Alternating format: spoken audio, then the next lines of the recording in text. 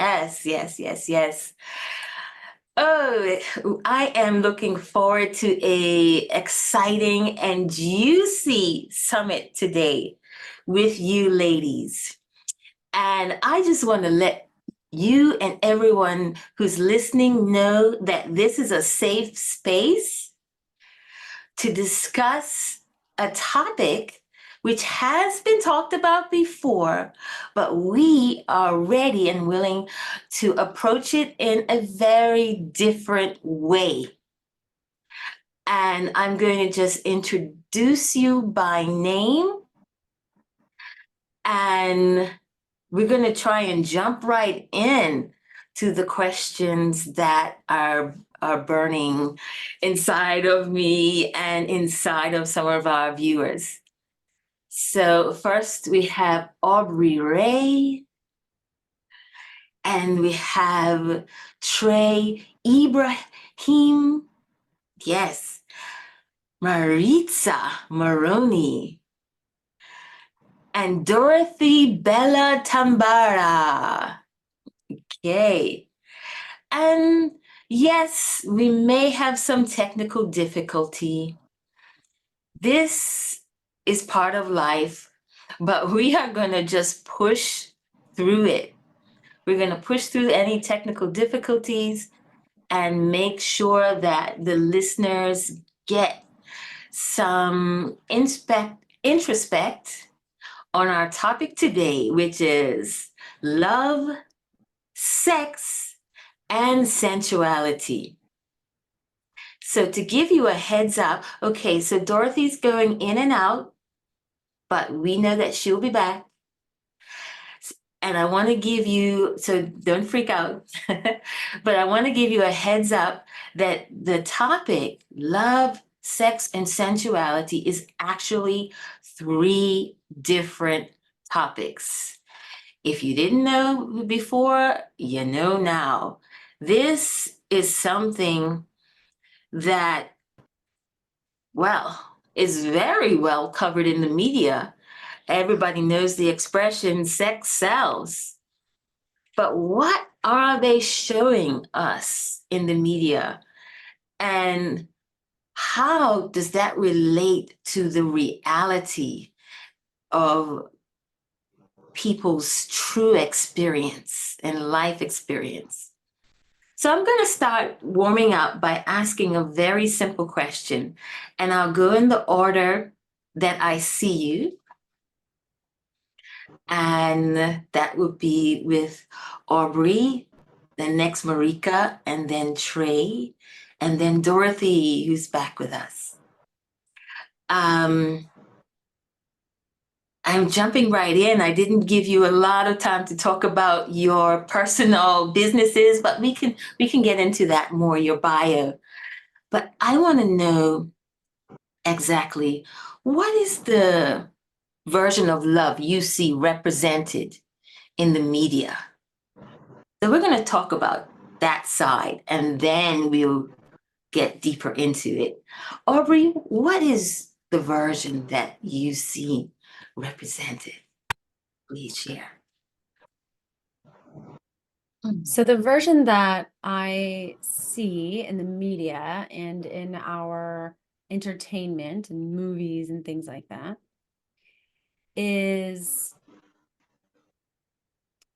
a dramatic version of love, I will say. And I guess by that, I mean that in the movies, everything kind of works out the way it's supposed to. You know, typically you have this like really feel good feeling at the end of a movie, and that is not how things happen in real life.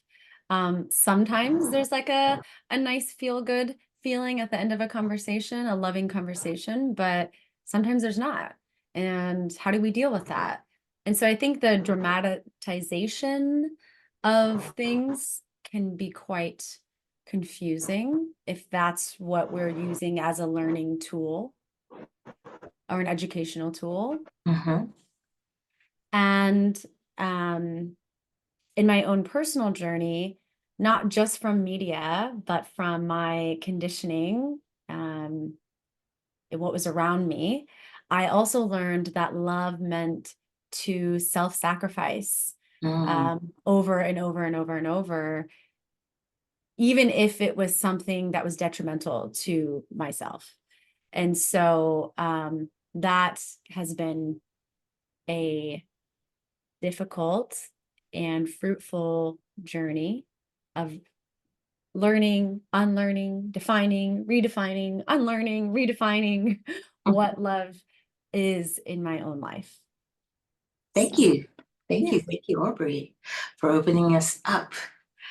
And next on my right is Marica. Marica, same question.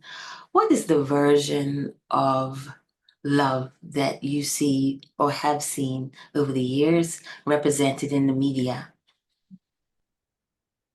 I feel the first word that came to my mind was superficial. And it is something that doesn't really represent the truth, just like Aubrey was saying. Sacrifice is something that we, at least I learned what love might or should mean. And I needed to, again, unlearn it through the past 20 years after I realized that something was off. And media is something that I now try not to be part of because of the untrue or unreal version of love that it shows and advertises. So learning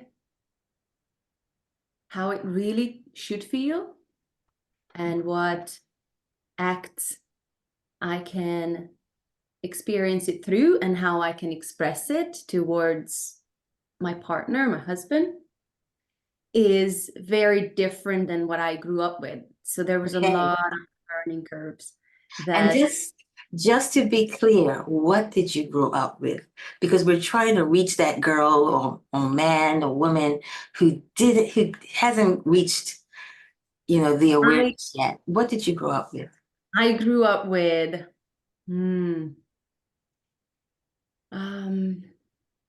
Being unheard. I needed to do what I was told. I couldn't question. There was no space for expressing myself, knowing that someone cares about what I have to say, what my needs are, what I feel, what I didn't even realize that I had issues because it was so normal that's how everyone is. That's how we live. Most likely, I thought that this is how all my friends and classmates experience love at home. And it was a really cold environment. No hugs, no I love yous. It was just very rigid. So it was way in my 20s. I would say 22 by the time in psychology I studied learning. And then I saw, oh, something's really wrong with me. And it wasn't me, it was just what I saw. Okay. And then I started peeling the onion layers. Good. Thank you for sharing. Trey, give us a little bit of your perspective. And we're tackling the image of love in the media. Absolutely. Well, I'm not a big TV watcher, but I am a romantic at heart. So I do get obsessed with the Hallmark romantic movies right around Christmas. I just have like a vigil 24/7. My son always makes fun of me watching me watch these. And it's interesting because I have a client, and one of the challenges I invited him to step into is to be celibate for a year. And so I was talking about the Hallmark movies and, because he needs to shift into more, deeper relationships. So he said, oh, I'm going to watch Hallmark movies this weekend. And I thought, okay, that's interesting. Like, that's not something I would, tell someone to, invite someone to do. So I happened to watch the movies through his eyes. And I thought, oh my gosh, there's so much trauma bonding in these movies, so much toxicity. Like boy meets girl, someone lies, someone cheats, someone betrays them. And then there's this big apology, this big public grand gesture. I'm sorry, I love you. And then they get together and live happily ever after. And then the show ends. And I guess that never hit me because I was just focused on the romantic part. So and looking back, I do, growing up, the Disney and all that stuff, a lot of trauma bonding, a lot of toxicity, a lot of drama around what is going to, one person doesn't quite feel the same way, and then they're convinced, or so I think that is being portrayed quite a bit, and it's not a healthy version of love. And I think it definitely negatively influences people's perception of what it takes. Because I think people get stuck on relationships. Oh, he lies, he cheats, he doesn't come home, but I love him so much. And they think they can overcome that with love. And I think that's where we really fail ourselves and our peers. Wonderful, wonderful. Excellent summary. And yes, I can relate to being exposed to those boy meets girl, and they hate each other for an hour and then happily ever after the kids. So it's quite interesting that that is part of the media representation. Thank you for sharing. Dorothy, I hope you're with us and can clearly unmute. And if you've heard the question, you do seem frozen for right now. So I'm going. It's okay. Okay, yes. Yes. So the question is, how is love represented in the media? The version of love which is portrayed in the media is too idealized for me. Idealize, okay. Emphasizes on the romantic side of love, focusing heavily on passions, grand guess, which are not the ideal versions of true love. Okay. Because people tend to get into love with wrong expectations because of what we see in the media. Physical attraction, instant chemistry, and often it overlooks the complexity and the challenges that real relationships face. Yes. So media has a lot of effects because of that portrayal. The first one being those who are glued onto media for too long, expectations. Okay, so I'm going to summarize because Media creates. Some of your voice is in and out. So I'm going to summarize what you said. And you said a lot about the portrayal of passion and physical beauty and creating a false expectation without showing the true challenges that life brings. Exactly. Yes, we definitely want to hear your voice. Yes. And we're just going to push through the tech because that's tech. It's going to be tech. Thank you for sharing. And I'm going to, I guess, hop right into the next question, which is about sex. But I do think I will share some of my perspective as well on what I've seen in the media. I have seen time and time again women being belittled because they're not in a relationship, or they are very much driven in maybe their career or their work. And it's funny you mentioned some of these TV series and that do that, and also a lot about the physical. The woman who gets the guy at the end looks a certain way. And I know we have some men watching and joining us. So the men that get the women have to look a certain way. So the biggest thing I see perpetuated in the media is that you look a certain way, then you are loved. Or you have to look a certain way to be loved. And I find so many women get to the point of self-hatred.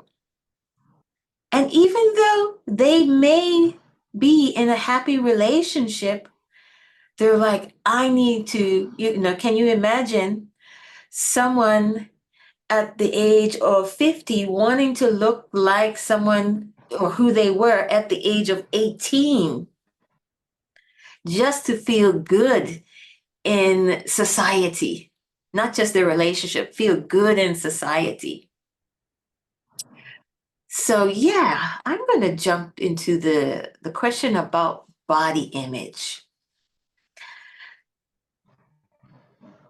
We have perpetuated the idea that we are supposed to look a certain way to get love. And there is a huge problem because even those that look fabulous, supermodels, celebrities, struggle in their relationships. So I'll put to you, what could be missing in the life of someone who has the quote unquote ideal appearance, but they're not connecting with loved ones, people, and having good relationship? What could be missing there?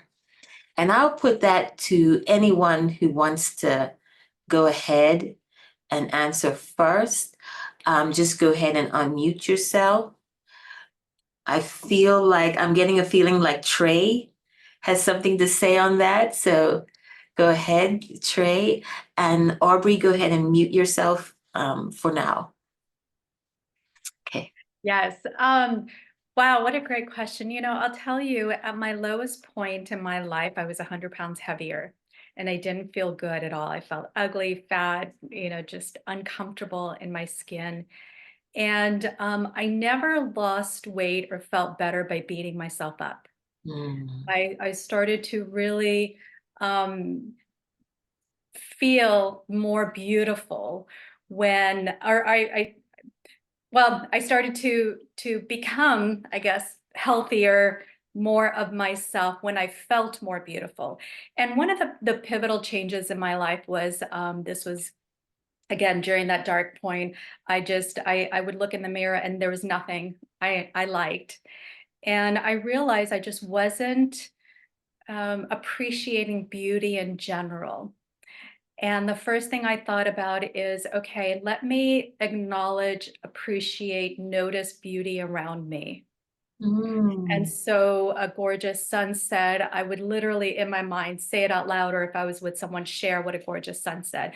I would compliment people. If I saw a beautiful woman, I would tell her, you are gorgeous, or you're stunning, or, I love your blouse, or I love your dress. And I would start to, again, pay attention to beauty. around me. And I'll tell you, when I did that, within a couple of days, I remember standing in line at a restaurant. It was a really long line, and a man grabbed me from behind. He grabbed my arm. He's like, "Excuse me, sorry to interrupt you, but I have to tell you, you are absolutely stunning." And I was like shocked because nothing had really changed. You know, I was still heavy. I was still not feeling good, but there was something emanating from me because of my appreciation for beauty that I started to embody that. And so I really feel that beauty, you know, the whole adage, right? Beauty is in the eye of the beholder. When you notice beauty, you become more beautiful. And when I felt more beautiful, I started to take care of myself. I used to, you know, live in my pajamas and, you know, and just not fix my hair and, you know, throw on, you know, old clothes or, you know, holes in them. And I started to, you know, feed my body a lot of crud, a lot of bad food that made me feel yucky. And when I shifted that, I started to love my body enough to adorn it with beautiful things. I wanted to feed it something that would nourish me. You know, if you have a gorgeous house, you're not going to put a lot of trash in there, right? So it's acknowledging that you have this gorgeous physical being and this spiritual being. And that's when I really stepped into owning who I am as a beautiful being. And step out of comparison. So when you ask about the celebrities who are gorgeous by outside standards, but somehow feel less than, I believe it's because there's a comparison and because there's an old identity and because they're always falling short of what they think is ideal. And I think that's a trap.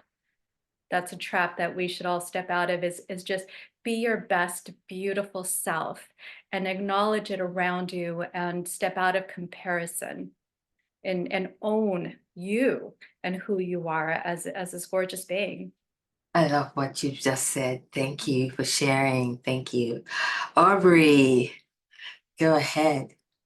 Yeah, thank you so much, Trey. That was so beautiful. And at the end of what you were talking about, stepping out of comparison, Emily Nagoski talks about this, and Amelia Nagoski talks about this in their book Burnout, about the bikini industry complex and how, you know, it's the complex of the beauty industry, cosmetology, and clothing and fashion and all these things that attribute to our beauty, which is really just the external appearance of how we are perceived, and how this complex, this industry, unfortunately, can sometimes be like, hey, use your body as a canvas, you know, and that's a wonderful way to view it. But oftentimes I have found that it typically is like, this is something that's wrong with you. You need this product to make it right.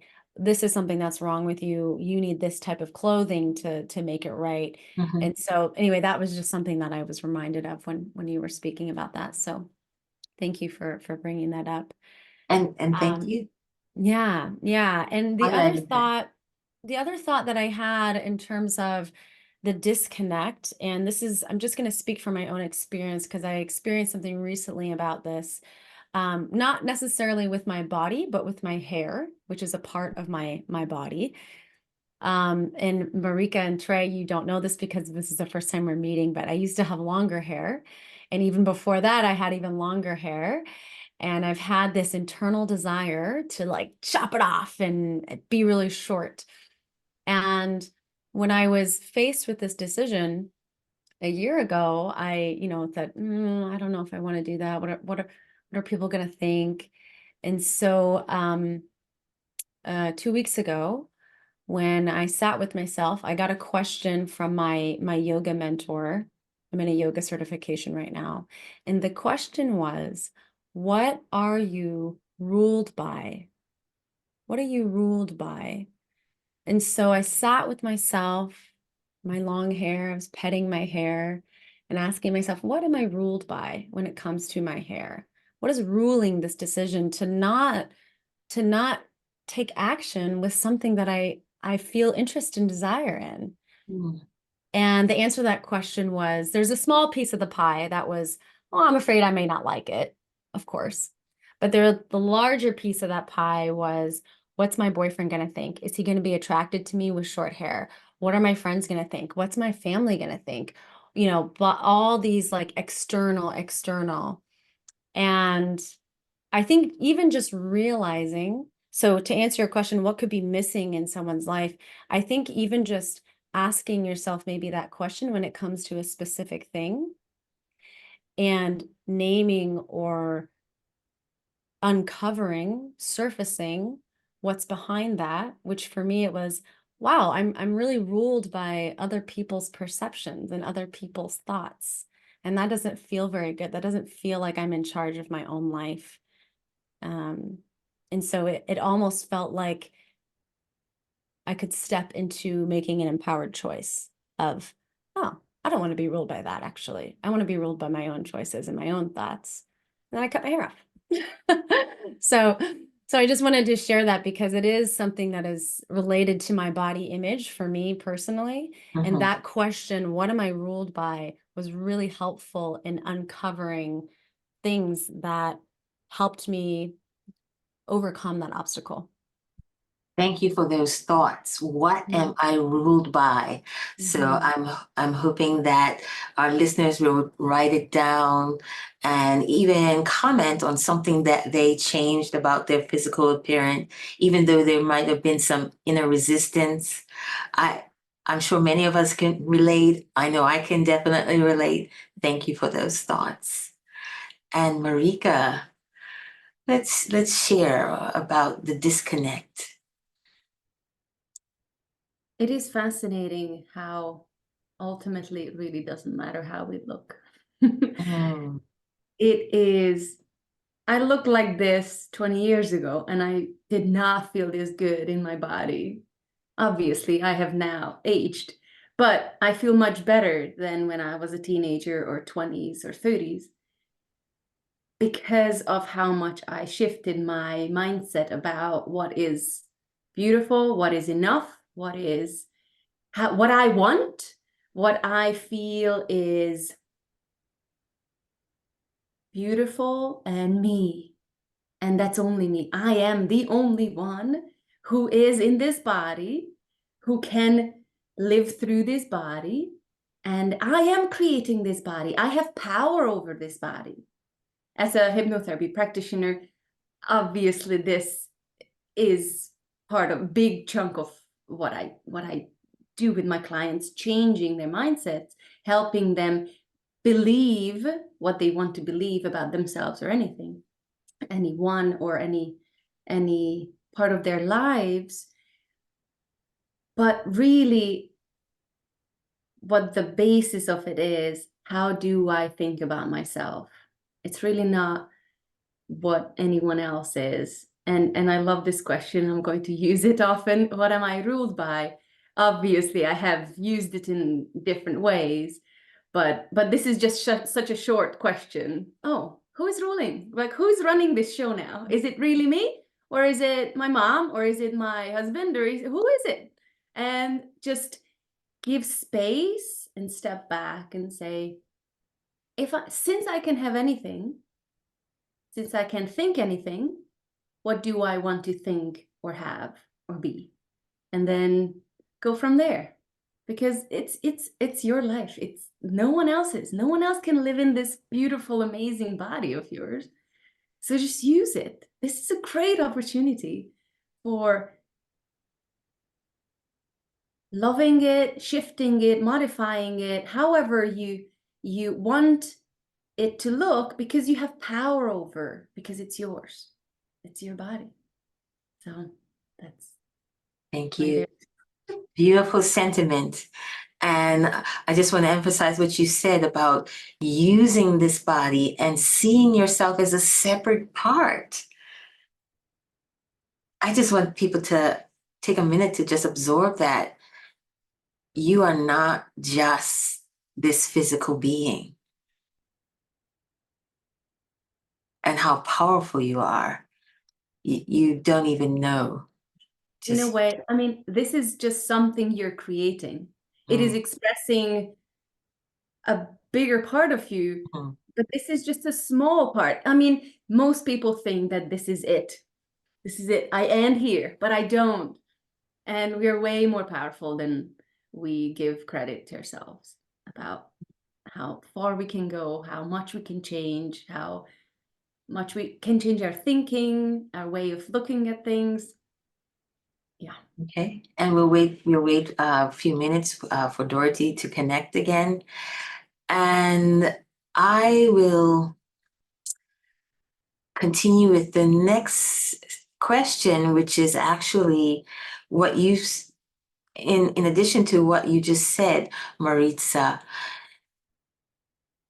I remember a young man, because my background is education. I remember a young man who was in my class, and he came to me and some other instructors, and he talked about how literally devastated he was because he did not have a Valentine, and he did not have or had never been in a serious relationship. And at that time, I didn't even know what to say to him, but the hurt that he felt is so real that it haunts me to this day. And I was explaining to a client of mine that this was in Japan, and in Japan, their Christmas is kind of like a Valentine's Day celebration. I remember leaving my office on Christmas, not even remembering that it was Christmas, because it's just another day where you work and you can work long hours. And I stepped out of the office building, and I was downtown, and there were no less than 100 people downtown in this evening holding hands. Everyone was holding hands.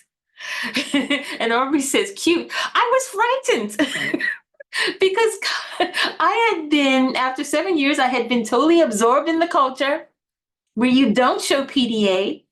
You might give someone a head nod or a bow, but touching, you could even lose your job for touching because it could be misinterpreted. And now, this one day, everyone had to show that they had someone.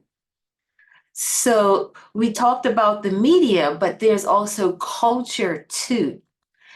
And I remember also vaguely as a teenager, the fear of missing out. They call it FOMO. Took me a long time to figure out what they were talking about. Fear of missing out is real. Now, even though I can't relate to that as much now, I'm very happy to miss parties and events and just chill with myself at home. How can we connect or explain in a way to someone like this young man that it's going to be okay? You see, with such, I understood, because I understood him from an American experience, and I just thought, well, some people hate Valentine's, some people love it. It's not a big deal. But after seeing that everyone would be kind of rubbing it in his face that he was alone for that day, I kind of really was able to feel and understand how culture, society, and other things can make you feel left out. And that is one of the motivations for this summit. So the question is, what can we say to someone who feels left out? Whether it's love, sex, sensuality, how can we reach them? And I feel like Marica is ready. So I can't. I yeah. can't. I know I have no formed answer yet, but I will be ready. So, what would I say? What could I say? And again, this is a very cultural experience for this Japanese man. Mm. But it doesn't mean that it's only in Japan that some people will experience this. So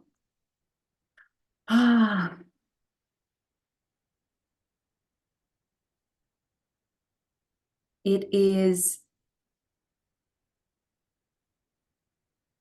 fascinating how we want a relationship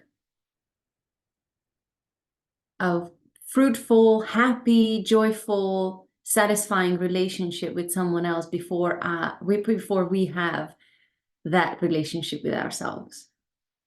And we are pressured most of the time, even in this culture, to have someone, even for women, to get married, have children. Like the path is put out in front of us. But I definitely missed the memo of, no, you need to love yourself first. You need to have fun with yourself first. You need to figure yourself out first, your own needs, your own pleasures, your own wants, desires, what you do and do not like, how you like to be touched, not touched, turn-ons, turns off, everything that you want to experience with someone else, first do it with yourself. And then you will be so much more ready, because your energy will shift. It will be like, you're ready. You will radiate that, instead of, oh, I have no idea, I just need someone. But is it going to be really a satisfying relationship experience if you are not happy with yourself? And I needed to walk down that path and become happy with me, and then a satisfying relationship could arrive and knock on my door. So that's what I would recommend to this man or any person. Just have fun. Wonderful. Okay. And I can feel Aubrey's excitement building, and I'm going to leave her excitement to build just a little bit more. Let's hear from Trey. Yeah, so I guess in the moment, I would just say, I'm sorry, because it's sad. It sucks when you're alone and you're looking at everyone else has relationships and love and you don't. But I truly believe that we are we're social beings, we're tribal beings, we're meant to be in groups, we're meant to have connections, we're meant to share who we are and connect with other people. And there is a sense of loneliness and isolation when we cut ourselves off from society. And so we do need to surround ourselves with people who bring us up, who lift us up, who can see our light and see us as spirit and really say hello to us. And I'm a big believer in lean into the area where you feel the most lack. So if you don't feel like you have the friendships, then be friendly. Create friendships, reach out to people, put yourself out, put yourself in vulnerable situations and ask someone for coffee, or call a friend, or make a new friend. And it takes a lot of courage, because it's scary these days to put yourself out. But I would say, if you want more friends, be friendly with everyone. If you want more love, be loving, and be open to experiences, to people, and be willing to connect, because connection doesn't happen without vulnerability. So there is a place where you have to open up yourself and take a risk, and create those connections, or put yourself in situations where you can create those connections. And I know, Odiva, you mentioned that you're happy to be alone, but you're not alone, right? You have this incredible community. And so even though, some of us may feel like, okay, we're a little bit isolated, we still are naturally drawn to creating community or joining community. And the more isolated we get, I feel the more depressed we get and the more closed off. And so my advice would be to just be that person you want to be, and you will attract what you desire. So be friendly, be loving, create those connections, invite someone out. If you're like, I have no one to go out with, well, make a phone call and invite someone out, or join a group, a social group, a meetup group, and start to connect with people that you can connect with. And I'm also not a big fan of like-minded, because yes, you want people at a high vibration, but we're not meant to be in a small circle either. I want to get to know people outside of my norm. That's what enriches my life. That's what gives me new experiences and helps me learn and connect with deeper parts of me. So I want to step out of my comfort zone and not just see people who are just like me, think the same way. I'm not going to grow. I'm not going to be challenged, and I'm not going to experience anything new if I'm continuing to surround myself with people that are just like me. So find people that are different, that have different hobbies, preferences, experiences, and you'll find your life is so rich. And whether or not you have the love of your life in the moment, you will feel so rich of love that it'll be okay. It will be okay. Thank you. Thank you. And I love how you ended it. It will be okay. And that is one of the things that I wanted to tell him, but I knew that he would not be able to receive that very well at that moment in time. So I love the practical steps that you gave. Now, Aubrey.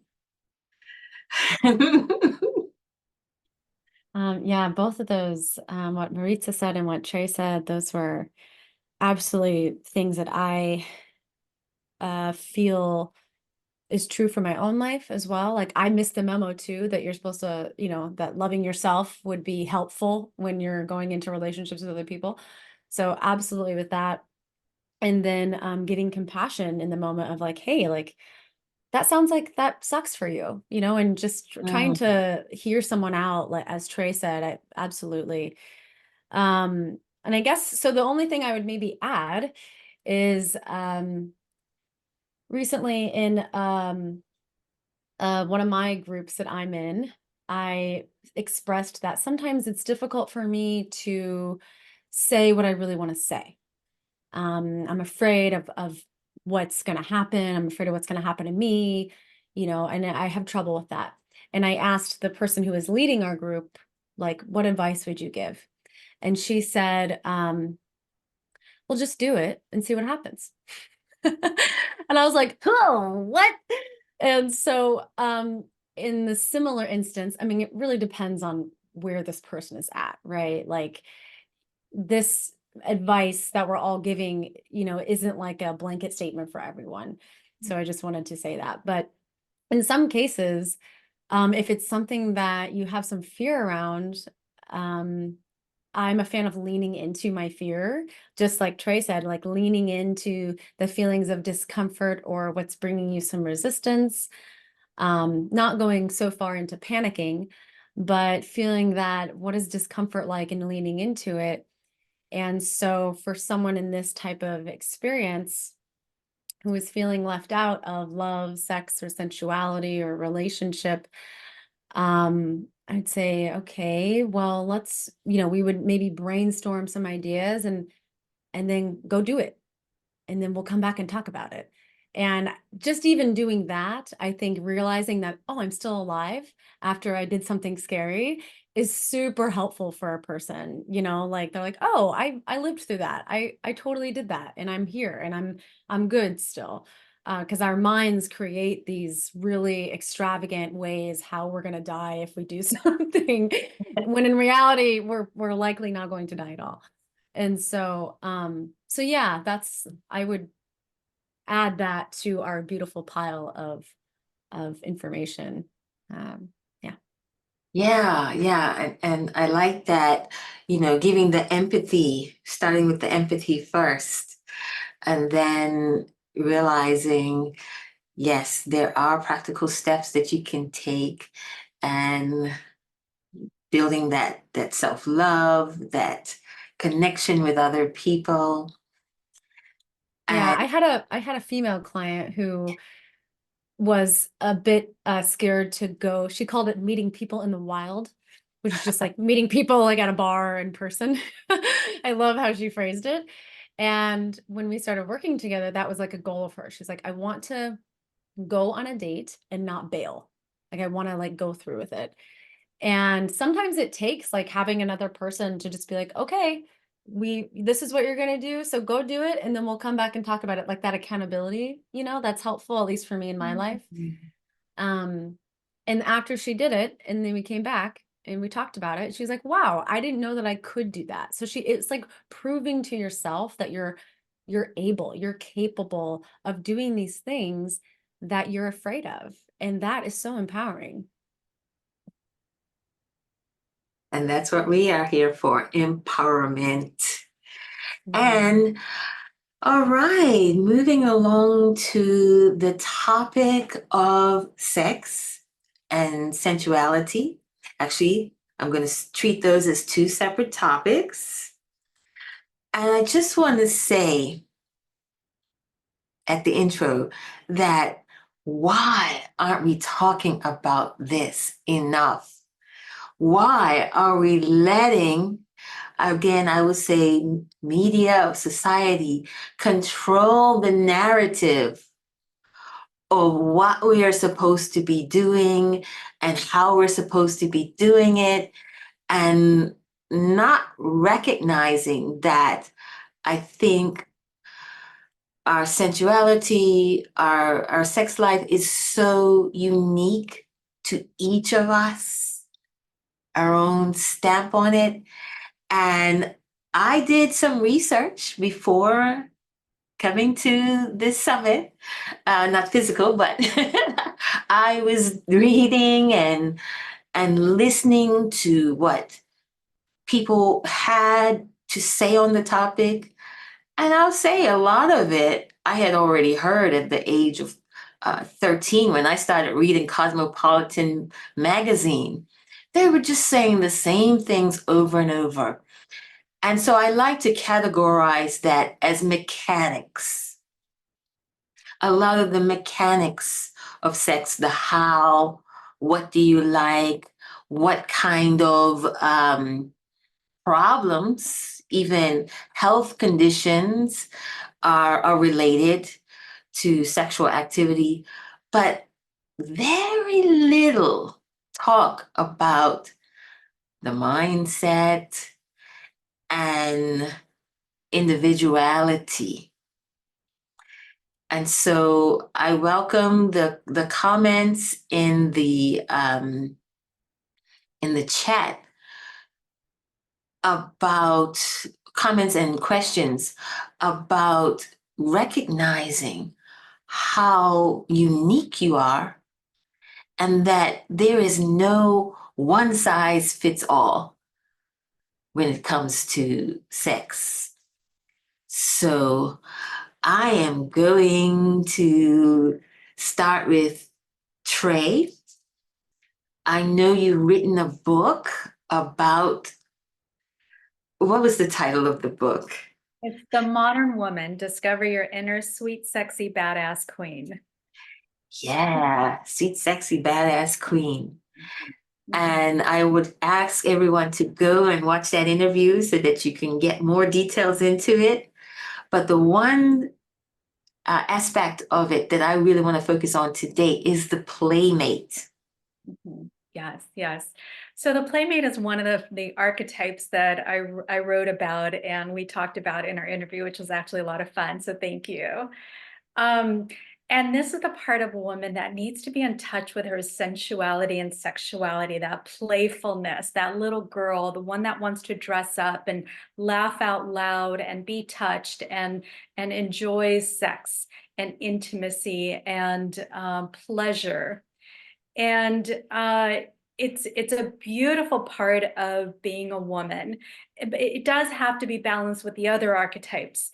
And one thing I want to share in particular is balance with the high priestess. This is the queen. This is the woman that knows who she is from a deep core of who she is. It's the spiritual part of her, the part of her that is so connected to her higher self, to the wisdom, the power, the strength within her that guides the playmate to make sure she doesn't get used and abused. And so we could have a whole conversation about this, but what I want to share, one quick idea, is that when a woman has sex, there is a strong bonding to the person that she is intimate with. You know, there's an energetic cord. And because women are by nature very nourishing, very giving, she tends to give a lot in that experience. And what I would invite women to do is know when you are ready to have that type of energy exchange, meaning make it valuable. Don't make it cheap. Don't give yourself away so loosely.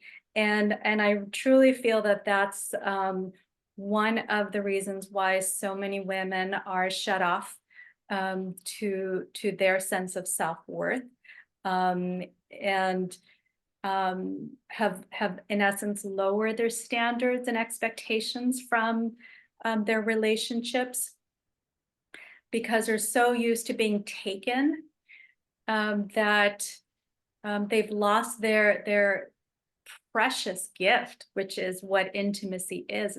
You're allowing someone inside your body, such a precious gift.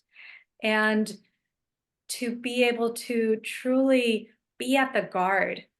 And you know, again, back to this beautiful home. If I have this beautiful home, I'm not going to let any Tom, Dick, or Harry just come in and trash my home. I am going to, you know, have a gate, and those people with good intentions who are really here to serve and to give and to connect and to co-create with me, I will let in. And so I truly believe that knowing how precious you are as in a female body, and know that if I'm going to let someone in, are they worthy of this gorgeousness? Are they worthy of the bonding that's going to happen, the oxytocin that I'm going to release? Because we do start to get blurry-eyed after that oxytocin allows me to bond with somebody. So all of a sudden, those red flags aren't red anymore. It's like I've got these rose-colored glasses and they look a little green. And we're also not getting to know a person on a deep level before we give ourselves up. And so I think that really affects women negatively, and really kind of cheapens this gorgeous experience and connection that we can have. And I'll tell you, a woman is powerful until she gives up her body. So we want to make sure that we're giving that up to someone who honors us as women, and who is who has already proven themselves to us before we give them that much power over us. Okay. And I'll take a nugget out of that where you talk about what I call the goddess is the one that guides the playmate. But giving that playmate permission to play rather than suppressing her, how do we get to that level? And I'm going to direct to Aubrey. Maybe you have some different perspectives of how we can address that. Yeah. Thank you, Trey. I was trying to go into our Facebook group and like type out the nuggets of what you were saying to everybody in the comments. And I found your book and I put that in the comments as well. So for those of you who are watching, you can get her book there, and I wrote it down as well. So thank you for sharing that gift with us. The basis of what I feel is, or excuse me, what I feel the basis is of human sexuality, and this is not something that I discovered. It's something that I learned from Betty Dodson, who's no longer living with us, but she was a pioneer in feminism and the advocacy of our clitoris, which is our primary sex organ for women. And that is self-pleasure. Self-pleasure is to me, the basis of human sexuality, meaning, I think Marica said this earlier, before doing anything with anybody else, like doing it with yourself, experiencing it with yourself. And I'll speak from my own experience and some of the experience of my clients who've gone through some of my programs that focus on self-pleasure. It's more than just getting off. I mean, it is that, and it feels great, which is wonderful.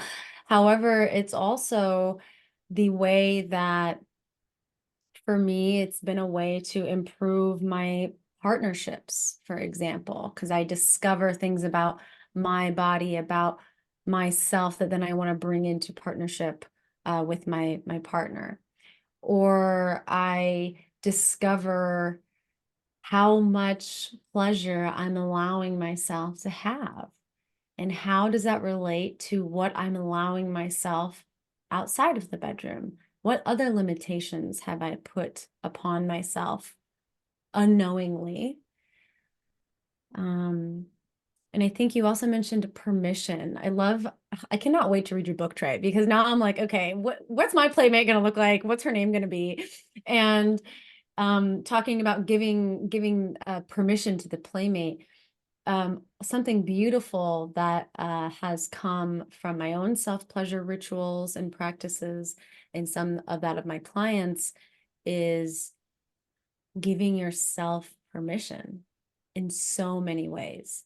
Giving yourself permission to feel, giving yourself permission to experience a fantasy, maybe, giving yourself the permission to fantasize, giving yourself permission to take on different roles that align with the different archetypes within you, like Trey was talking about. And so the permission piece has been really huge, and that plays into safety, because it's very, very difficult, I would say maybe impossible, to explore openly with compassion and loving kindness if you don't feel safe. And that's true for yourself and true if you're with another person or other people. So yeah, I think that feels complete. Yes, yes, yes, good. And I was the one that mentioned the permission, and I say that because, and maybe we'll get into this a little bit, coming from a background where everything is suppressed.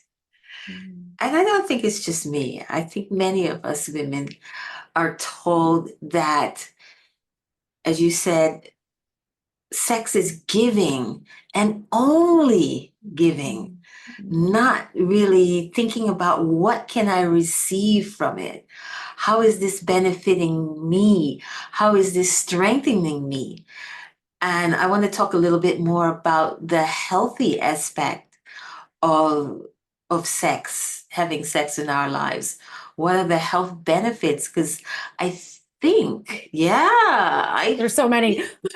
that we have overlooked it, because being the other archetypes, the nurturer, the mother, and the badass CEO, and also the goddess, those are the ones that I remember. I love the goddess. Forget that, hey, we deserve some pleasure, we deserve some release as well. And with that, I'll move to Marica.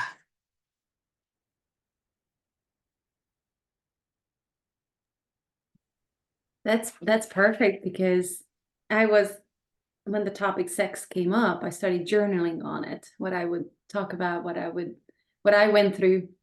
And it is something that was, because of the religious background I was brought up with, something that I could not do. I couldn't think about it. Even if I thought about it, I had to confess. It was just a lot of negative connotation to sex. So over the years, I had to decide that this is something of interest to me, and that I can explore, and gave myself permission that I'm going to open some doors. I'm going to look for solutions and answers because I wasn't interested in sex. First of all, once a month was just fine. That's just like, don't even bother me more than that. Now it completely shifted 10 years later, 9 years later, and I almost couldn't recognize myself looking to this version of me from there. But I'm so happy that I started reading and taking courses and questioning and going to retreats and talking about it and opening up and being willing to find that my boundaries are not real and that I only we're carrying them because of what I grew up with, and they don't need to be true. So one of the things that I wrote down is, don't waste time judging others on what they are doing, what they like in sex, just experience things for yourself, because one day you might realize that what you would judge someone over, that becomes your kink or your turn on or whatever, your thing. So it's because I was there. I used to be like that, and I'm living it, and I'm like, okay, well, things have shifted. So it's okay. And just keep experimenting, keep going, and as long as you feel comfortable and okay and safe, it's okay to experiment. You're an adult, you have no boundaries really, and just keep going, because as soon as you know you, then you can share it with someone else. Then the communication flows, you can express what you love, how it feels good, what turns you off, where your erogenous zones are, everything. Like, you don't know until you know. And then you can express it, then you can communicate it, then you can understand your partner better. And one of my favorite sentences is, communication is the best lubrication. If you can't get it out of you what you want, they're guessing, and that's not fun. Really pulling stuff out of you. Is it good? Well, I don't know, I haven't experienced it, I haven't experimented with that. Just do it. Just go. Even if it's not a physical retreat, there's so many things online available. Join, read, listen, and just start experimenting so that you know you. You know you.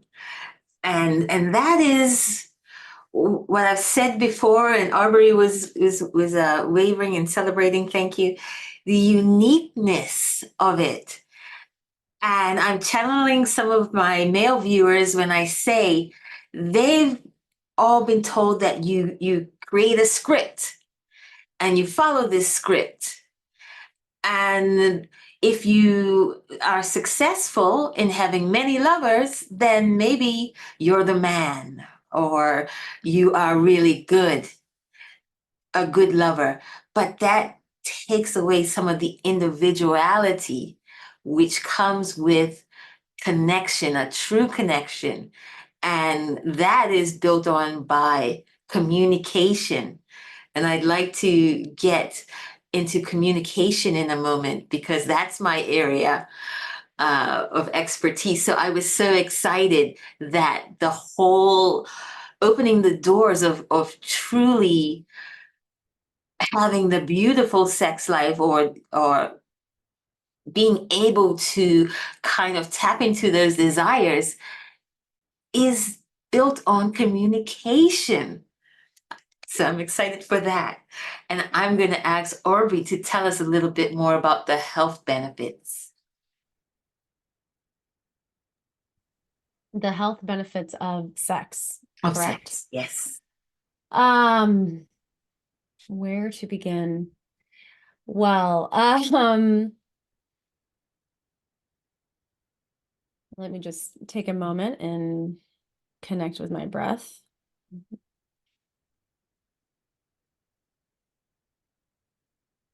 Increasing the circulation of blood in our body, reducing stress, helping us to sleep, increasing confidence and clarity and independence, I would say as well, particularly with self-pleasure.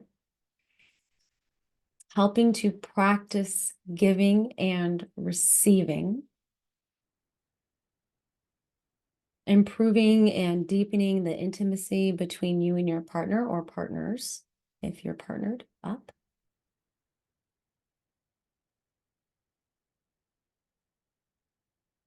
I believe Trey mentioned this earlier, the release of beautiful feel-good chemicals like dopamine and oxytocin, yeah, serotonin.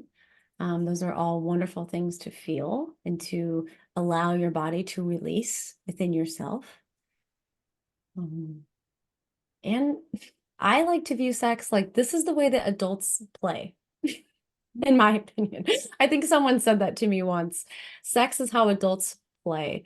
And it's really important. I feel like as we get older, you know, I'll speak from my own experience, their play and being childlike tends to go away, you know, because we're indoctrinated into like corporate America sometimes, and we get into a routine, and sometimes we get numbed out by things, or we don't want to feel things because they're too difficult. And I feel that sex is a wonderful, not the only avenue, but it's a wonderful avenue and portal to feeling alive and playing as an adult.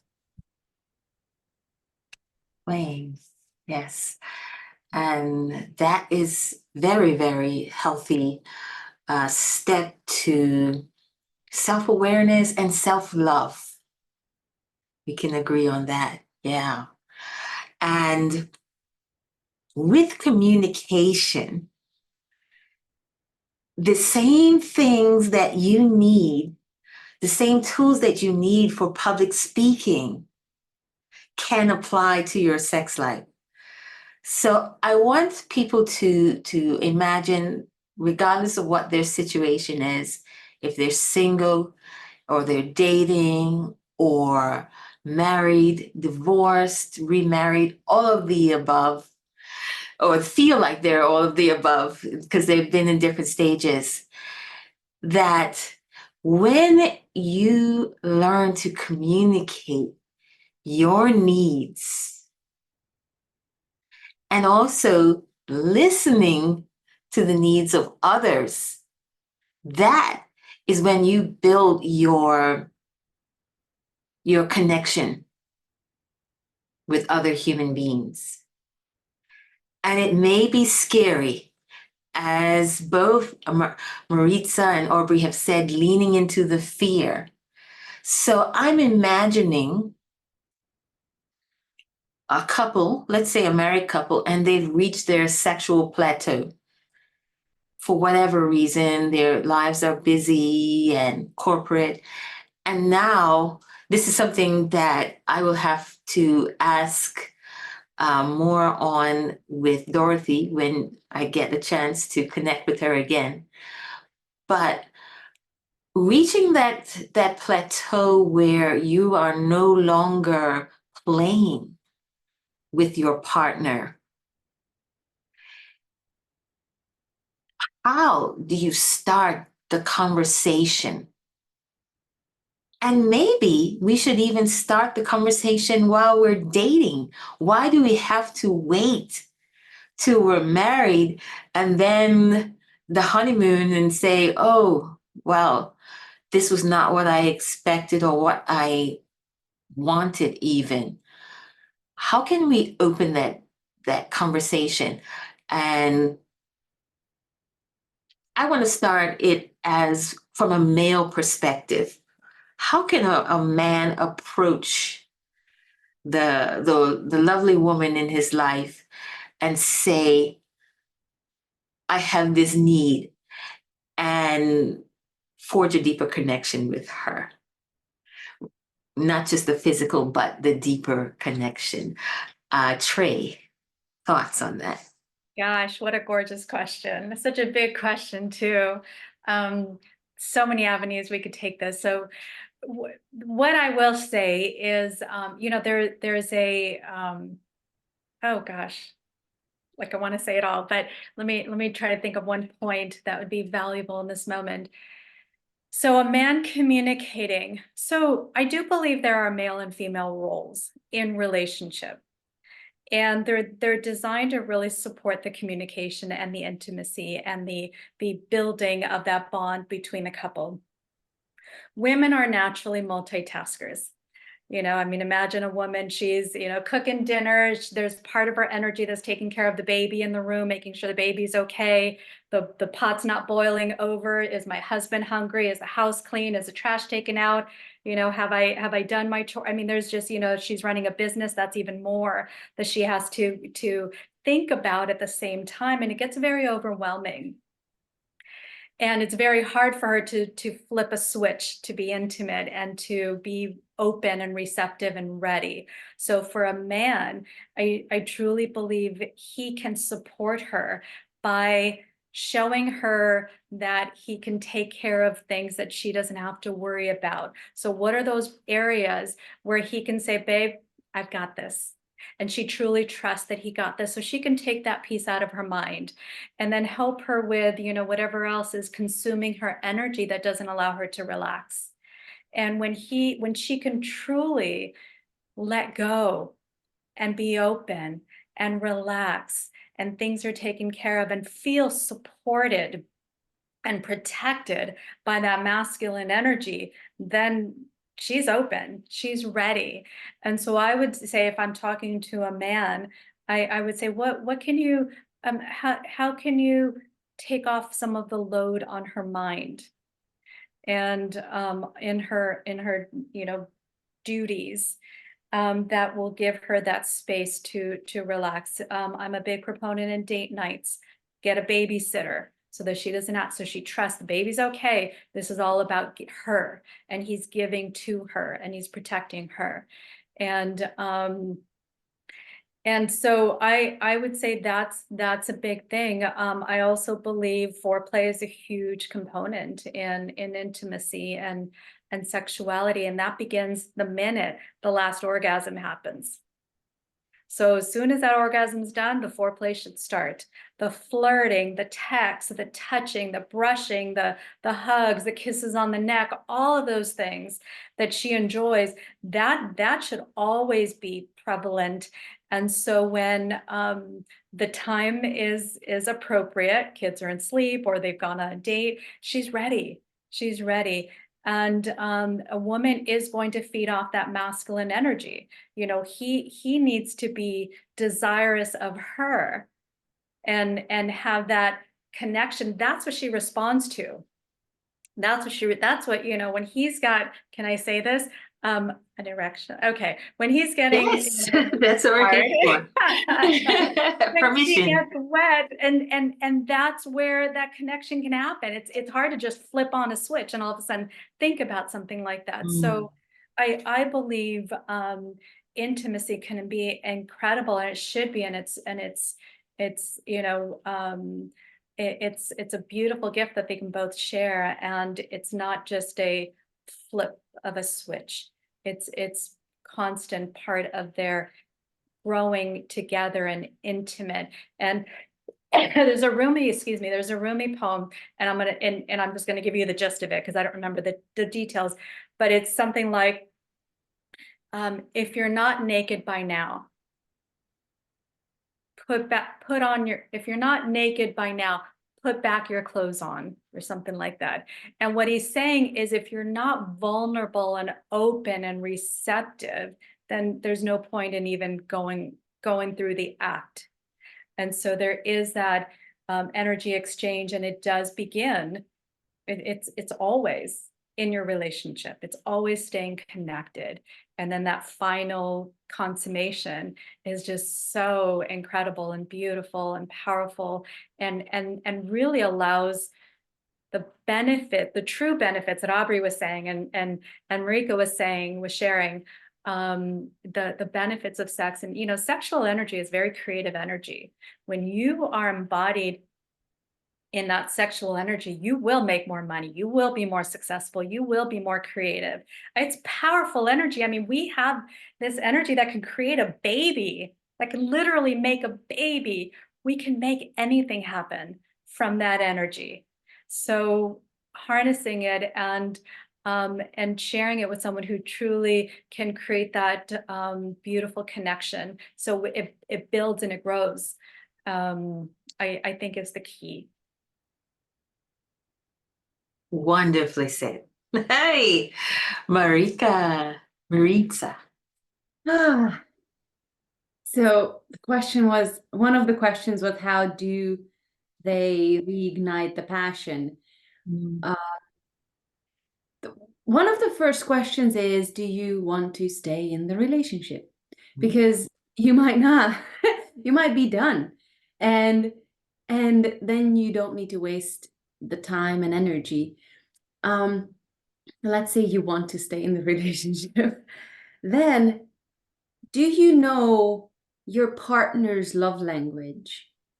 Or do you know your own love language, or love languages? But usually there's one main one. And as Trez was explaining, women have so many things going on at home that, for example, my love language is act of service. I love things taken care of. So my husband knows that most likely it will be really difficult to get me into bed to have sex with him if the dishes are not done. So he already knows how to pre-pave the road for a juicy night by taking care of things that matter to me, helping me get ready mentally, because that's just important to me. And the second is, I think this doesn't come from me, but the biggest sex organ, female sex organ, is our brains. We need to be turned on here first, being satisfied and calm and safe, and then played with, and then the body can open up, but it doesn't go backwards. Otherwise, it's just efforting and forcing something onto the body that is not ready for. So playing, and again, the hugging, as Trez said, the kissing, the brushing, the just being there and really playing all day long, or as long as they're together, obviously. But it's so interesting for a deep connection, knowing each other's love languages. My husband's is touch. So for him, he needs to be hugged. He needs to be hugged when he comes home. He needs to be touched, and just he needs to know that his body's important, and he also needs to know what is important for me, things taken care of in the house. So just knowing each other, figuring out what is important for the other person, then there will be communication and just flow in between the partners. Would you mind briefly naming the love languages? We won't go into detail, but just... Yes. Physical touch was, yes. Act of service, quality time, receiving gifts, and words of affirmation. Words. Yeah, words. Thank you. So this is a very practical tip.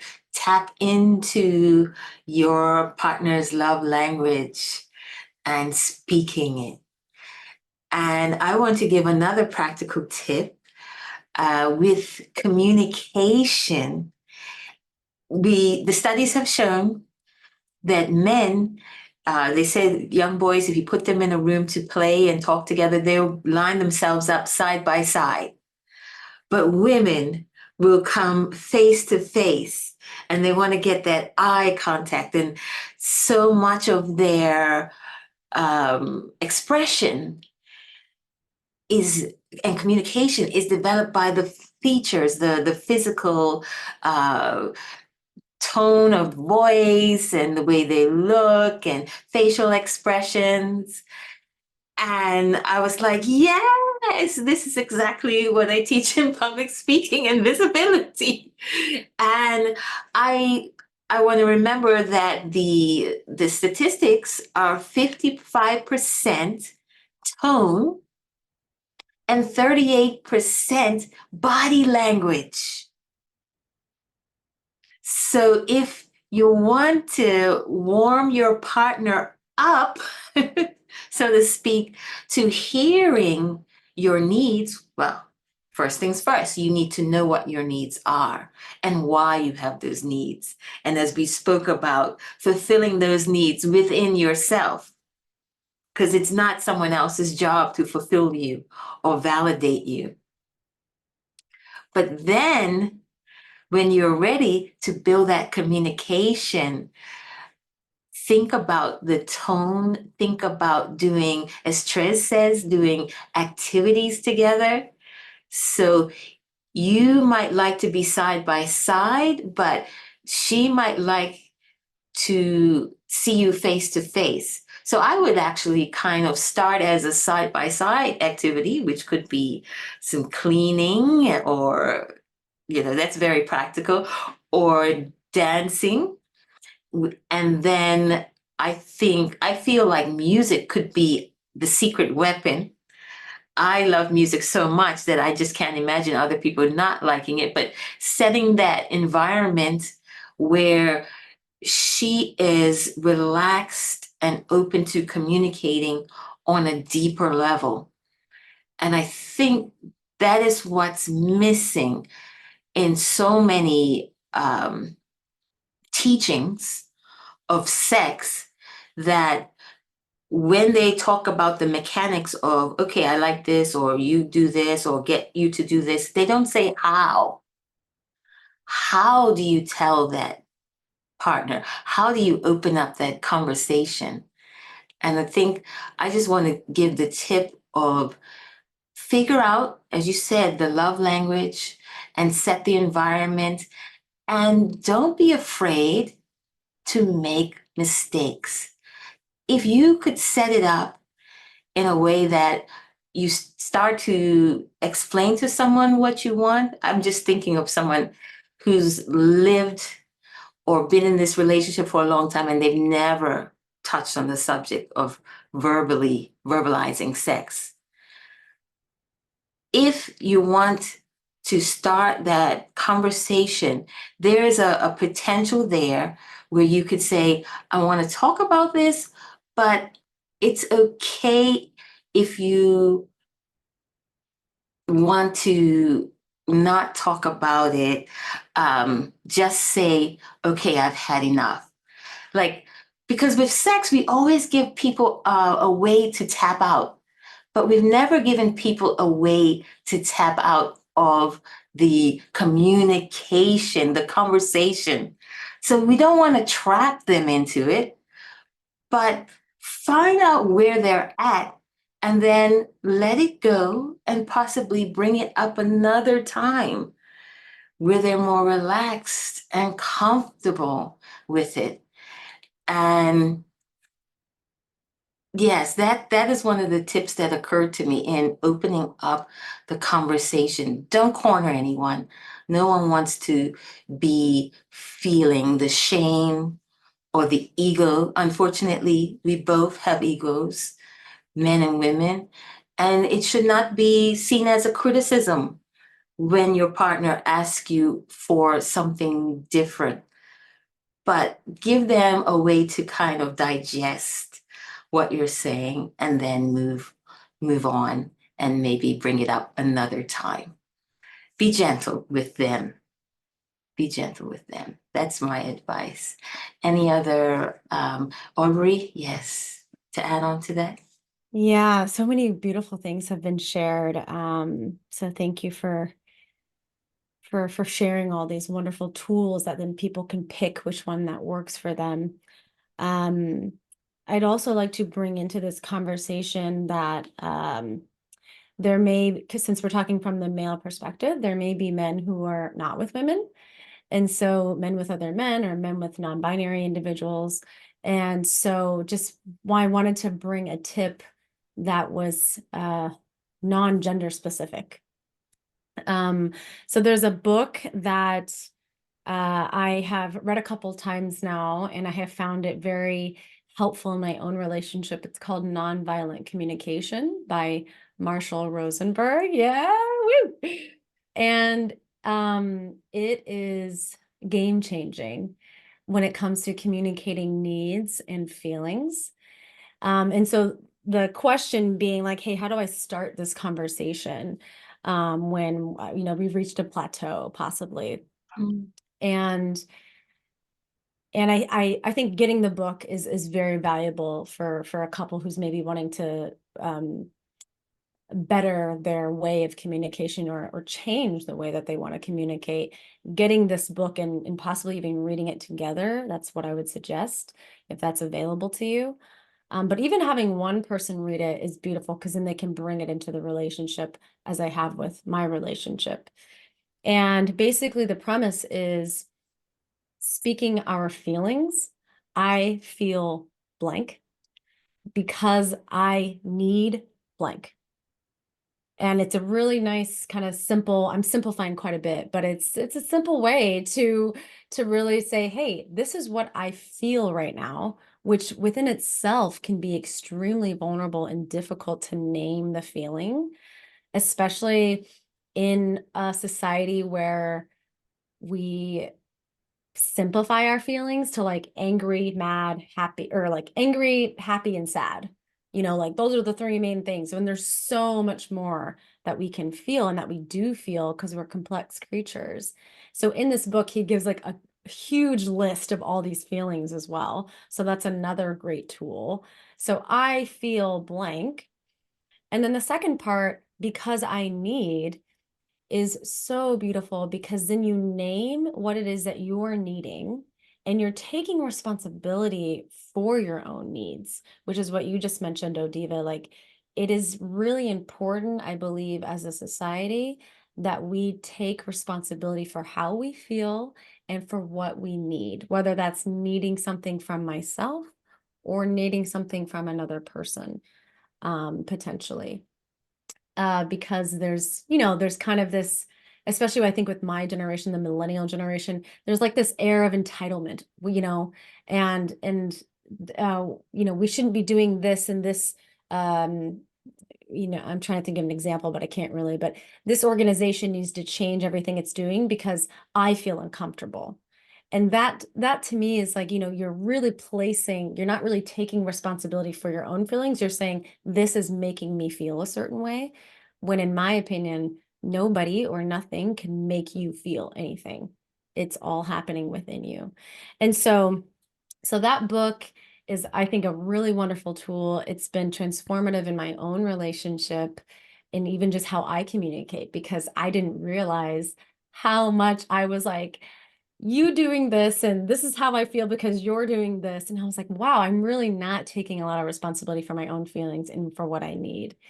And so yeah, that book is a wonderful tool for people. And it doesn't really matter what type of relationship you're in for that. You could be a man with a man, you could be a woman with a woman, or you could be in a triad, whatever works for you. This book is a really great tool. So if you're looking for ways to deepen your communication in a way that's not like blaming and attacking, right? Because sometimes can be how we feel when someone says, you did this and now I feel this. It can feel, attacking. So it's a really great way to even the playing field, I guess you could say. Yes, and I want to add to that, the energy that you bring to the table is so important when you're having those conversations. And when I first started practicing this, it was in a relationship sense. I was just practicing on the people that I love the most in my family. And the word that, you have to be sure to keep out the word that. I feel that, because after that can come you. So it's very key to broaden your, as you said, vocabulary, emotional vocabulary, and say, I feel this emotion. Yeah, I've actually I was sick a couple of weeks ago, and so I ordered a bunch of like a magnetic strip that was like this big, and it was like so many feet. And I have a label maker because I'm a Virgo and I love it. And I printed out all like printed out all the little feelings that he wrote in the book. And I've only gotten to like maybe the letter D, you know, so I still have a lot to go, but there's magnets now on my fridge of all these different feelings. So when I'm feeling something and I'm like, what is going on with me right now? I will go to my fridge and I will look to see if there's a word that matches what I'm feeling. And maybe it's a word that I'm like, oh, you know what? I didn't even know that I could feel that. And I think that's what I'm feeling. And I'll look it up and be like, yeah, I am feeling bewildered right now. And like, you know, so all these words that I just, you know, I don't have access to in my normal daily life sometimes. And so that's something I did the other day, and it was a fun little art project. And so, yeah, if for those of you who are having a hard time naming your feelings, sometimes a visual is helpful. Fun. Who would like to express something? Open, yes. I will add it.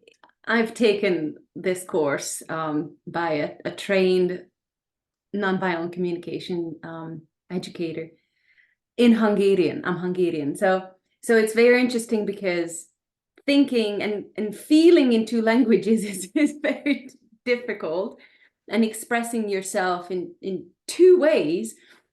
But it was so beneficial, amazing tool to objectively express myself without the blame.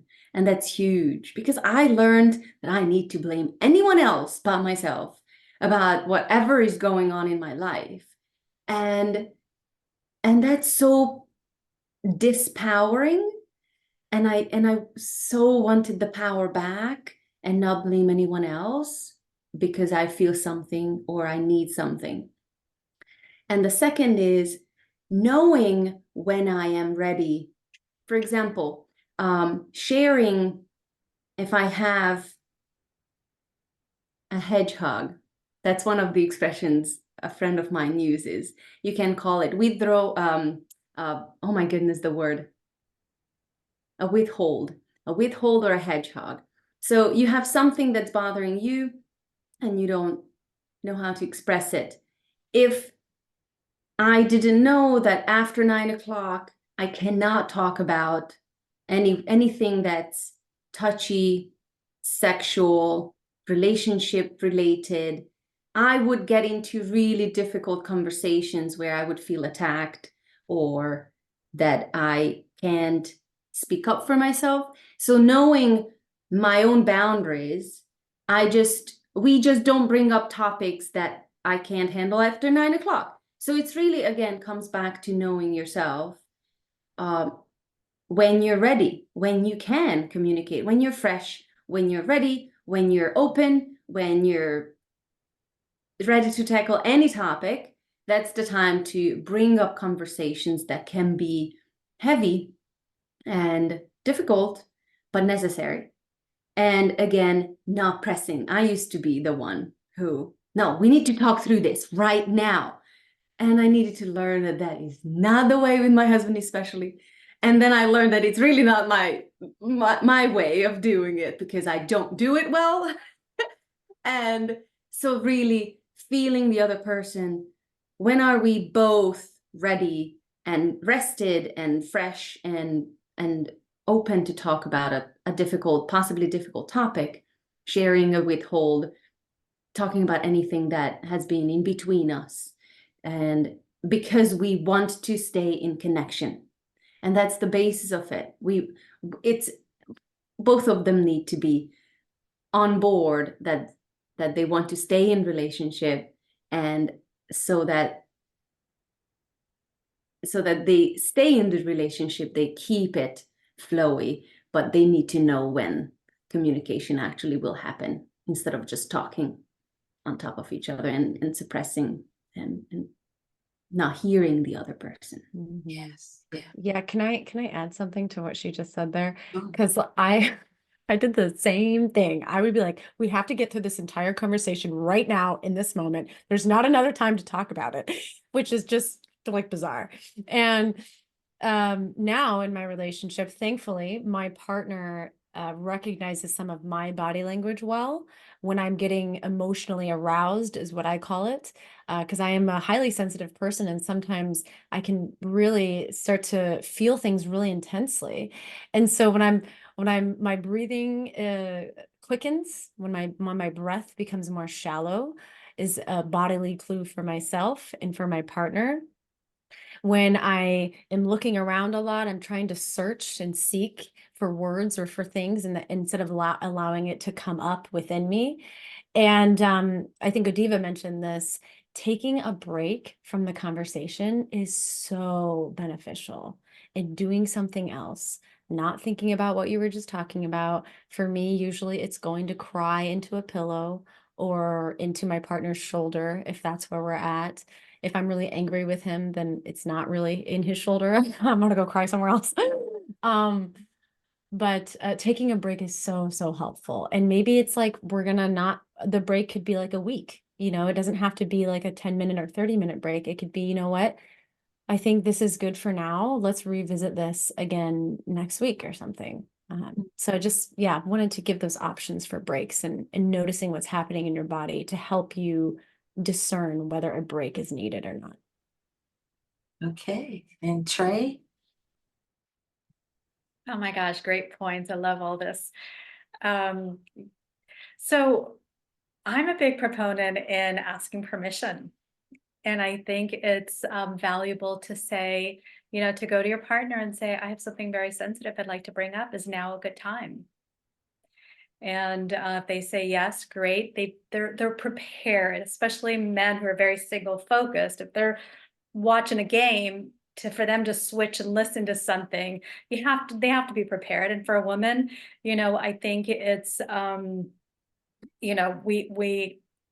we naturally take ownership and responsibility. So we also have to be prepared not to get on defensive.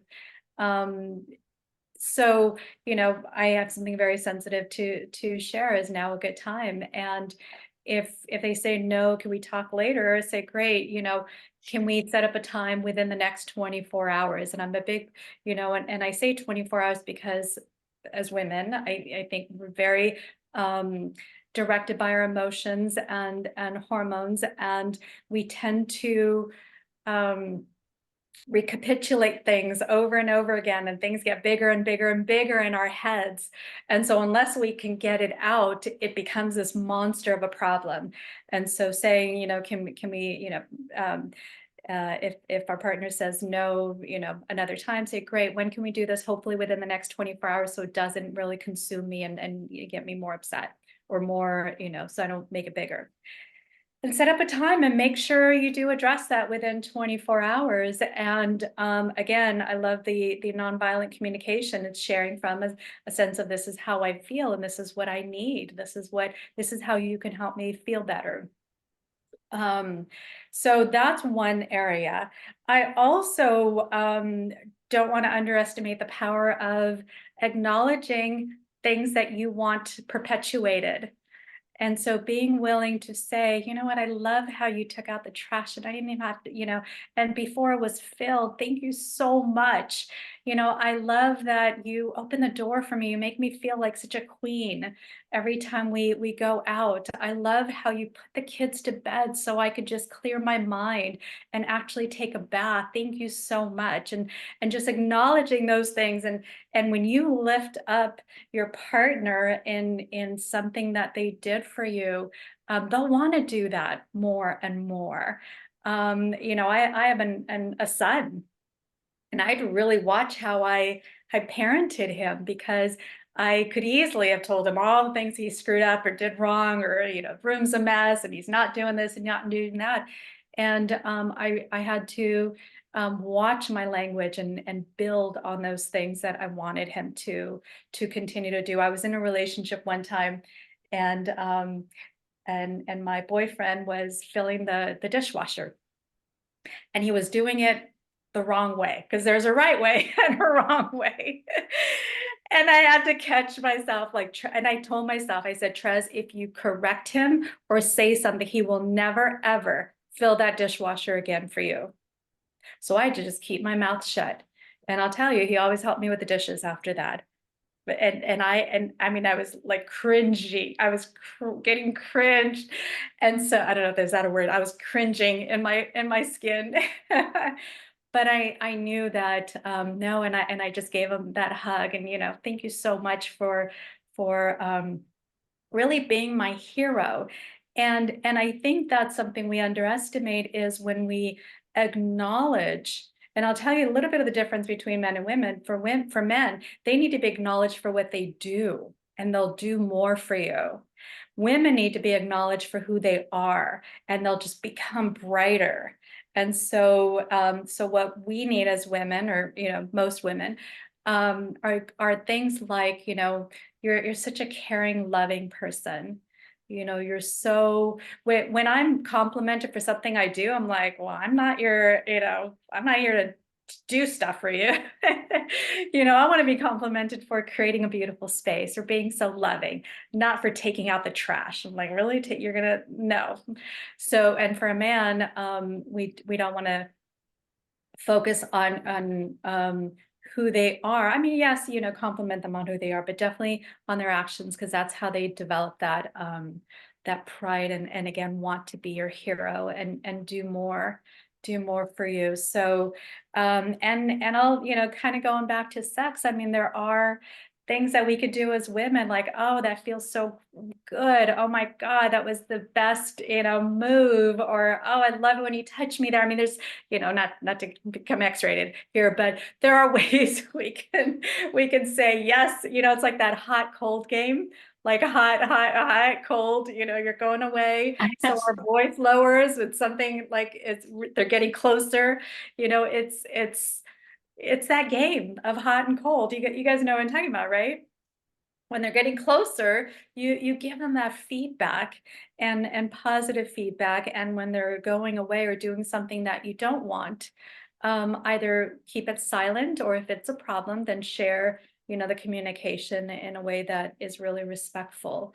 And I think people, and again, these are ideas for romantic relationships, parenting, for your employees, your team members, for anyone, is to really share what's working, what you want in all those positive ways. I think is so powerful, and we can influence people in such a beautiful way, and inspire them to work harder and to do more. Not that we're manipulating, but I mean, I had 20 employees at one time, when, and I was blown away with how dedicated and inspired they were. But it was because I never really pointed out the faults. I pointed out the good things, and they built on those.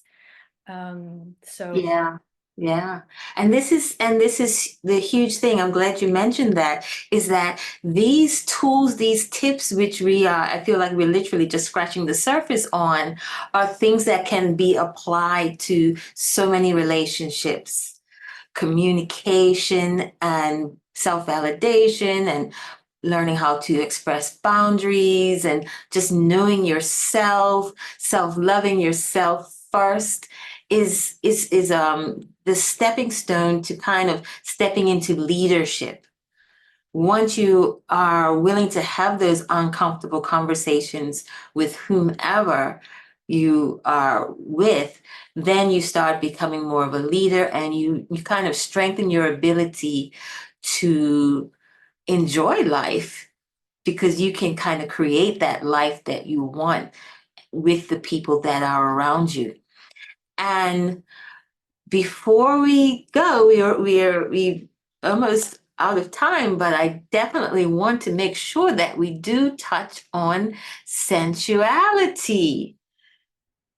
The difference between sex and sensuality. And women, I was again doing my research, and I was thinking of the different ways that women kind of plateau or fizzle out of their sensuality.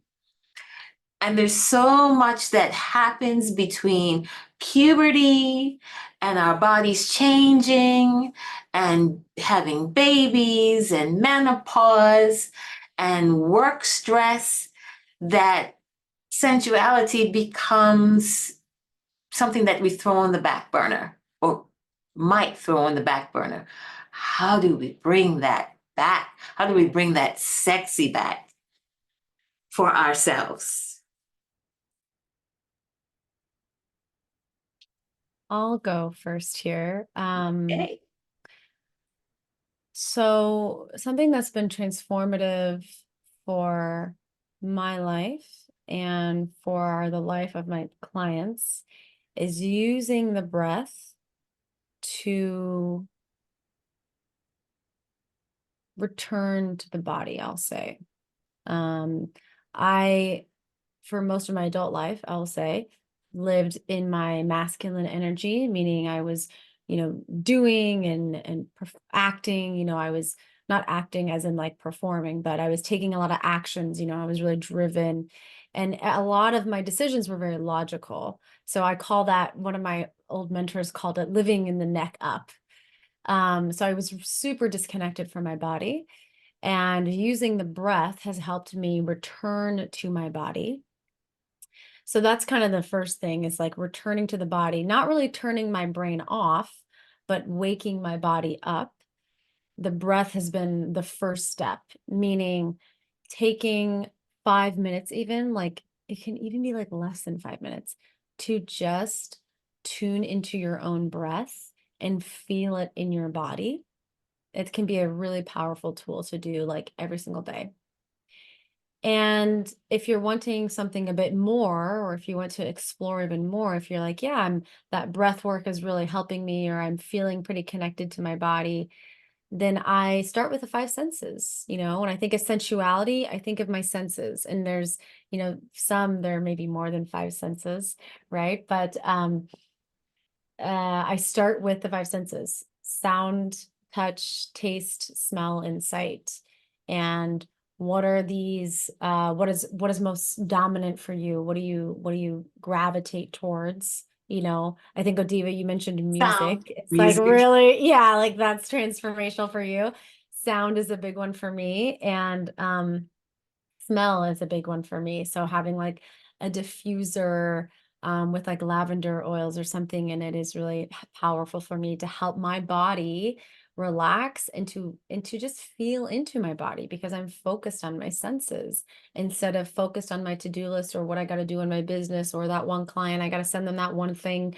It's like, just focusing on my own senses, brings me into the body. And so yeah, and what that can look like in a sexual sense, right? Because that can be something that you can just do on a walk, right? When you're just tuning into your senses, maybe what do you hear for a moment? Oh, I hear birds. Okay, what do I smell? Oh, somebody just mowed the grass over there, so that's what I'm smelling.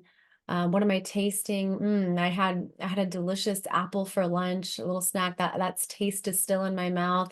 And just taking a moment to like even just stand where you are and tune into those things, to enliven your senses. So in a sexual sense, for me, that looks like, because I have partnered sex with my partner, and then I have sex with myself.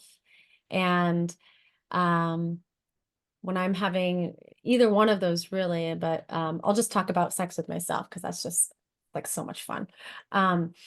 When I'm having sex with myself, I will do whatever I can do or whatever I want to do to bring the senses into my experience. So maybe that's lighting a couple of candles. Maybe that's lowering the lighting because it's better for my eyes. Maybe it's putting on some soft music. Maybe it's making a snack plate for myself so that when I'm in the middle of I call it core play, Trez. When I'm in the middle of my core play, I can take a grape and eat it, or a piece of cheese. And so utilizing the things in my house and what's around me to enliven my senses. That's what I think of when I feel into sensuality.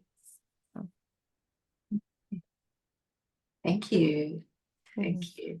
I think we're just caught in that moment. who, who would like to speak next? I can go. Mhm. I was thinking very much along these lines because, first of all, I didn't even know the definition of sensuality, so I needed to look it up because we use it, but we don't really know.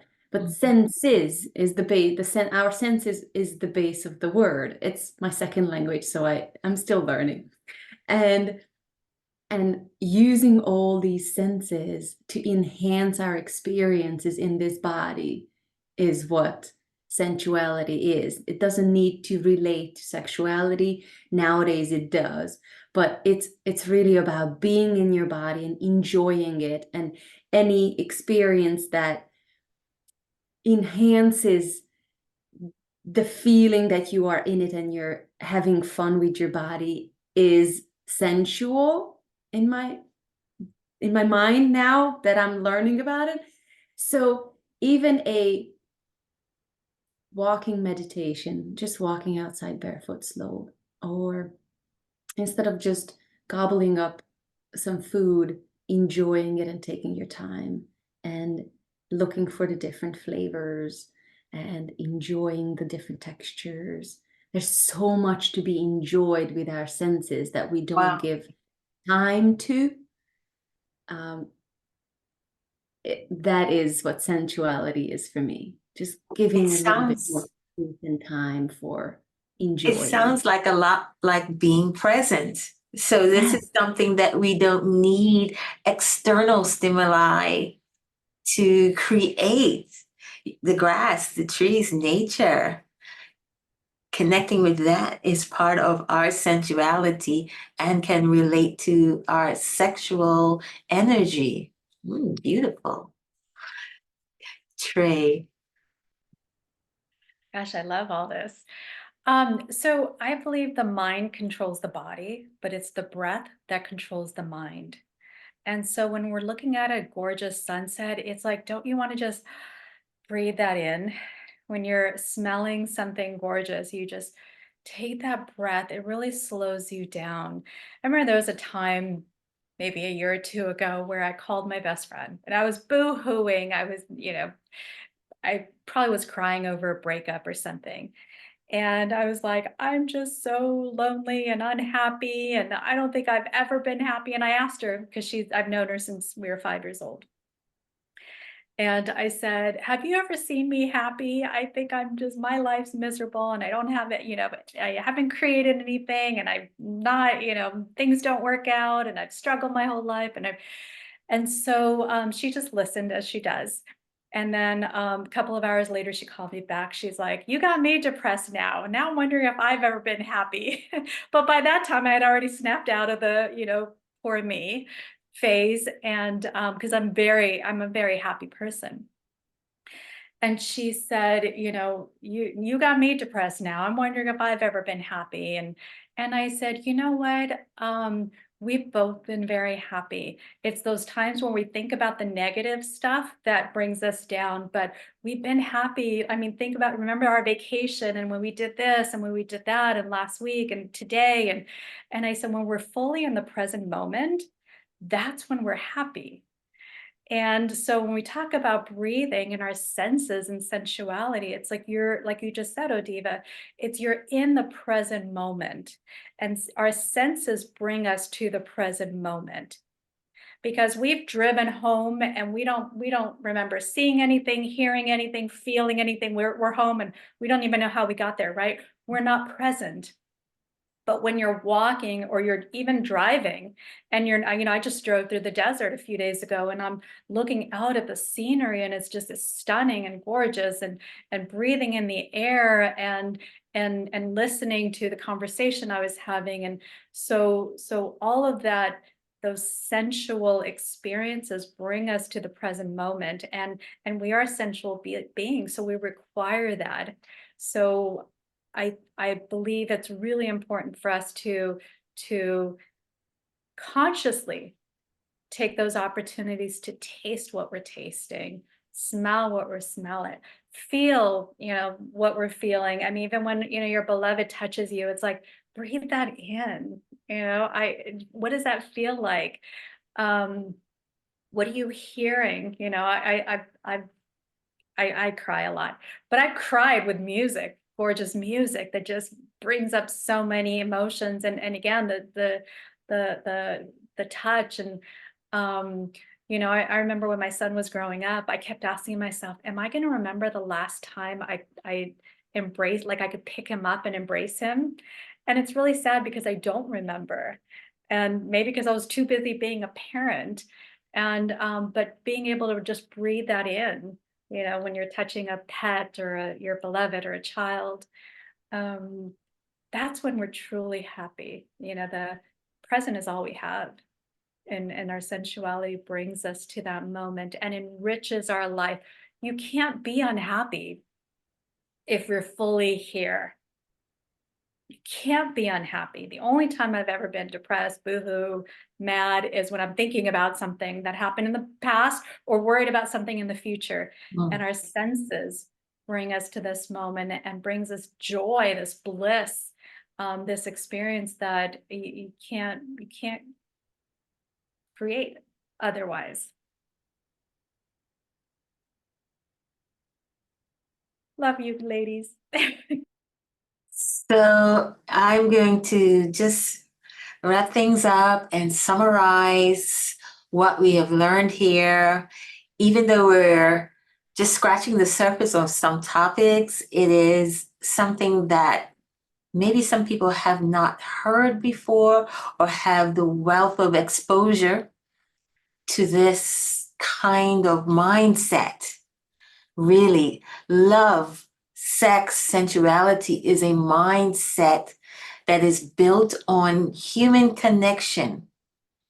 And if you didn't get it the first time, I invite you to go back and rewatch this video and hear again the tips that we're giving to making that human connection, first of all, with yourself, and then extending it to other people, because we can get so caught up in what society, culture, the media has told us a relationship is, that we're not seeing and feeling that depression, as you said, worried about the future or the past, not seeing who we are and being who we fully are every day. And once you hone in on those skills of being, just being, because you are an amazing being, man, woman, whoever you are seeing yourself as, just realize that you are energy and you have that power to connect with other people and allow other people to connect with you and have a deeper, loving, and beautiful experience. So I thank you for joining us today. And I thank my guest, Aubrey, Trey, Marica, and Dorothy, who's with us in spirit. And we'll touch base with her again, just for being open to, we did not know how we were going to talk about this or exactly what we were going to talk about this. I always believe in going with the flow. So we took that courageous step to go with the flow and looking at a new perspective of love, sex, and sensuality. Thank you so much. Thank you. Thank you, Odiva. And thank you, ladies, for sharing your wisdom. So nice. I learned so much from you. I have a whole page of notes here. I learned so much as well. It's really wonderful connecting with you. Yes. Lovely to know that there is so much joy, happiness, knowledge, and appreciation out there, and that we connected finally, all of us. Thank you. And thank you, Odiva, for putting this together and putting all of us together. Thank you, Odiva. Beautiful. I receive you and I thank you as well. Okay. Bye-bye. Bye-bye. Okay.